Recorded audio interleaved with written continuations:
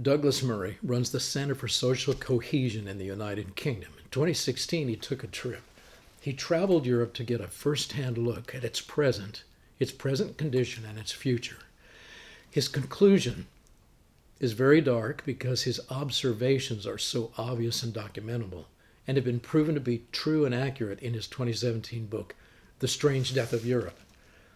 All of the Western European nations are now committing suicide through their policies of active surrender. They're capitulating to the intimidating forces of political Islam. Now, how did this happen? European leaders are living in a false world of political fantasy because they are willfully ignorant of history. They are not accessing the lessons that are readily available from the 8th century to the 18th century. And the historical reality is really, it's simple, and the history is there. There has been a 1,000-year-long ongoing Islamic war to subjugate all of Christian Europe. And so consequently, ignorant European leaders have formed senseless, irrational policies which aid and abet the subtle militancy of a highly experienced, stealthy Islamic war machine. Now, since the reformation of the Islamic Caliphate in 2014, Europe has suffered a debilitating hijra, a quiet invasion of what Austria's Chancellor Sebastian Kurz now realizes are foreign fighters. And last week he flew to Paris in order to coordinate on a European level with other state leaders whose jurisdictions are on the brink of surrender and defeat.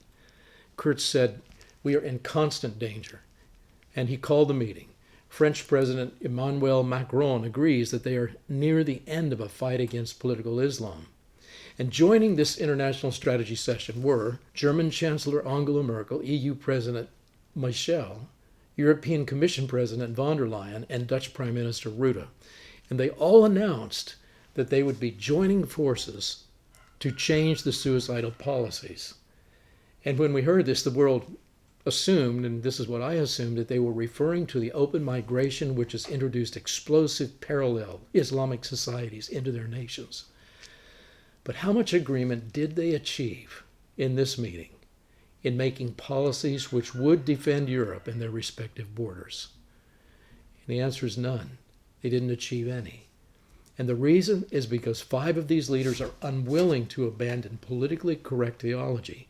Kurz wants to face it head on and fight what he called the ideological basis behind the terror, reminding his counterparts that the European Union was now full of ticking time bombs, thousands of foreign fighters. And so he recommended securing the borders of the EU. But then Angela Merkel denied that there was an ideological basis behind the conflict, repeating that old refrain that Islam is not at war with Christianity. And so listen carefully to her solution. This is the Merkel doctrine. See if you can make sense of it. What she wants to do is work out some sort of military truce with previously Christian nations which have been conquered by Islam and are now sending jihadists and colonizers into Europe. Okay, did you follow that? Listen to it one more time. She wants Western nations to work out some sort of military truce with previously Christian nations which have been conquered by Islam and are now, as Islamic nations, sending jihadists and colonizers into Europe. Now, von der Leyen, for her part, believes things will get better if internet platforms do better at blocking dangerous sites. But did she mean jihadist sites, or sites which inspire Europeans to accurately study and denounce the dogmas of jihad? Which ideas does she consider to be more dangerous? It wasn't clear, and neither were any conclusions and action points from the meeting. This meeting could have marked a turning point in the suicide of the West. But instead, it was another failure in the governance of Europe, the protection of European people, and the protection and preservation of Western civilization, at least what's left of it. Now, here's a policy question for all presidents. When did all this fashionable ignorance begin in Europe and in the United Kingdom and in the United States?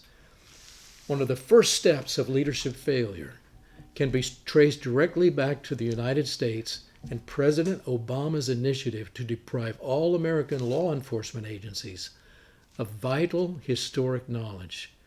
His CIA director, Brennan, ordered the purging of every mention of Islam and jihad from military and law enforcement counterterror training materials. And this happened in 2011, beginning in October. It's called now Black October for that reason.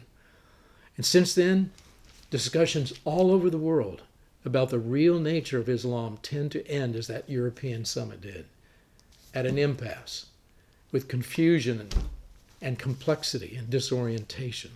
As Douglas Murray explains it, we simply don't want to know the truth. We have lost faith in our beliefs, our traditions, and our legitimacy.